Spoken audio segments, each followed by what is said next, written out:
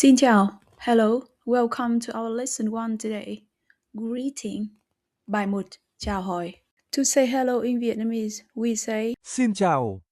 Chinese say 你好. Xin chào. To introduce, I am Anna in Vietnamese, we say. Tôi là Anna. In Chinese. 我是 Anna. Or introduce, my name is James in Vietnamese. Tôi tên là James. In Chinese. 我叫 James. To say how are you in Vietnamese, we say Bạn khỏe không? in Chinese, we say 你好吗?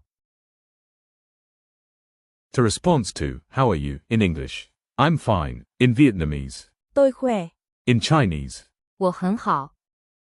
Now let's recap. Xin chào. Xin chào. Tôi tên là Lisa.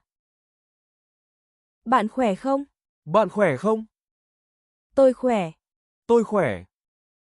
Great job. Now you can greet someone in Vietnamese. Comment below, where are you watching from? And write, Xin chào. Don't forget to subscribe for daily Vietnamese lessons in English and Chinese.